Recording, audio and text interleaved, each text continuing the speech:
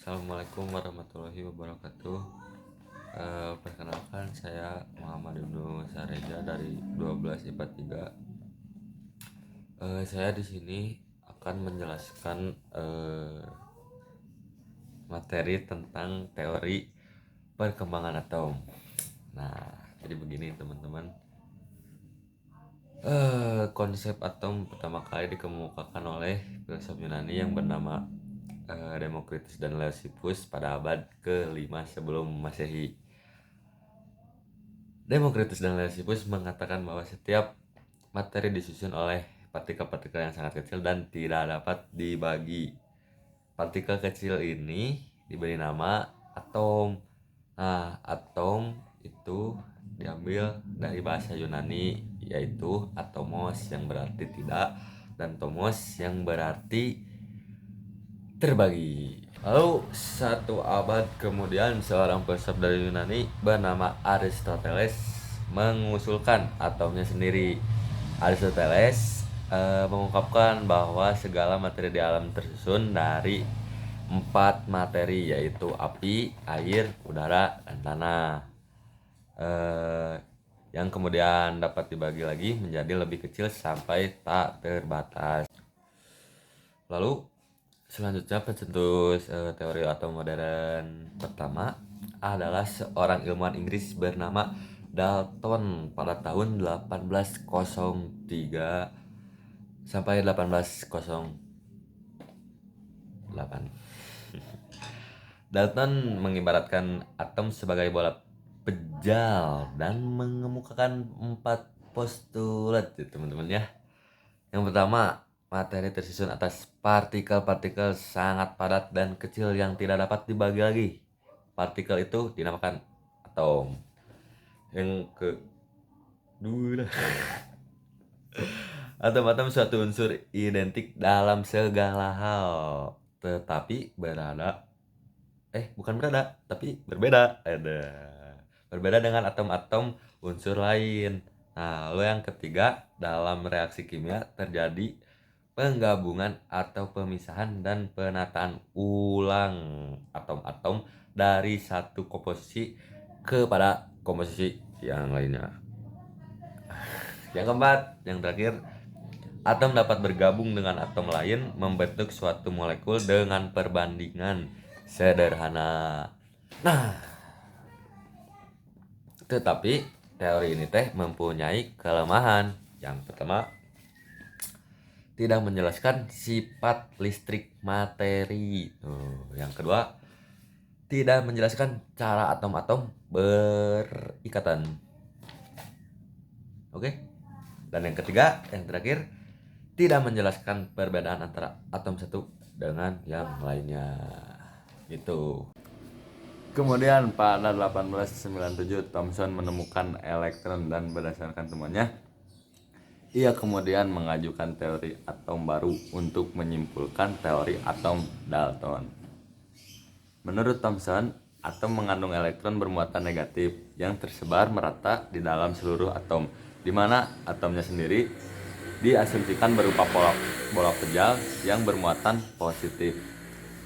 Adapun kelemahan dari atom Thomson adalah yaitu tidak menjelaskan inti atom.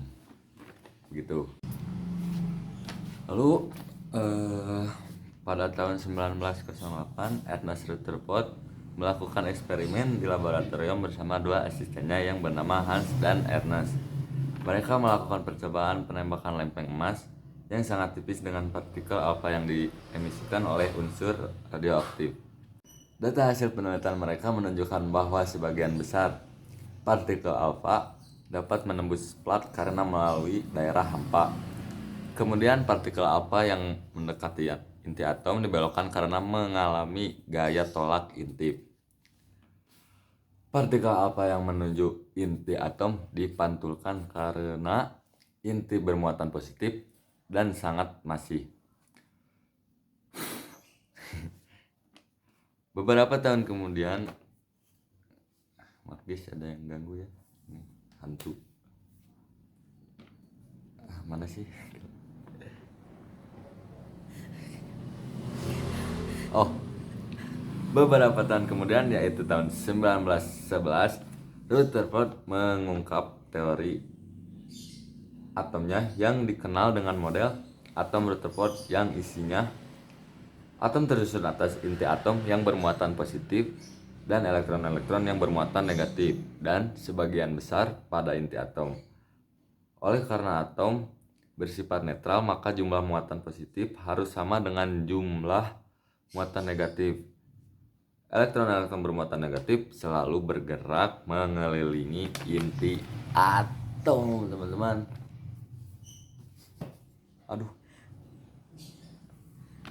Lalu ada pula kelemahan model atom Rutherford ini, yaitu yang pertama, tidak dapat menerangkan alasan elektron tidak jatuh ke inti.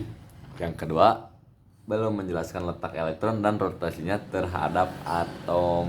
Yang ketiga, yang terakhir, tidak menjelaskan spektrum garis pada atom hidrogen. Jadi segitu, cuman 3 si kelemahannya teh. Lalu 2 tahun kemudian, tahun berapa sih?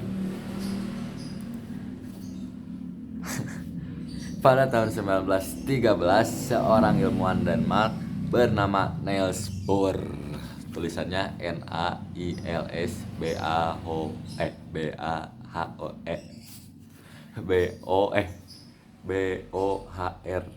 Niels Bohr menyempurnakan model atom Rutherford dengan menerapkan teori kuantum Planck, tulisannya Planck. Model atom Bohr dikenal sebagai postulat Niels Bohr, yang isinya pertama syahadat, bukan. Yang kedua sholat, bukan. Yang pertama, dalam mengelilingi inti atom, elektron berada pada kulit atau yang disebut lintasan tertentu. Yang kedua, selama elektron berada pada lintasan stasioner tertentu, energi elektron tetap sehingga tidak ada energi yang diemisikan atau diserap. Yang ketiga, elektron dapat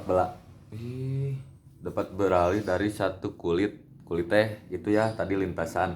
Jadi elektron dapat beralih dari satu lintasan ke lintasan lain.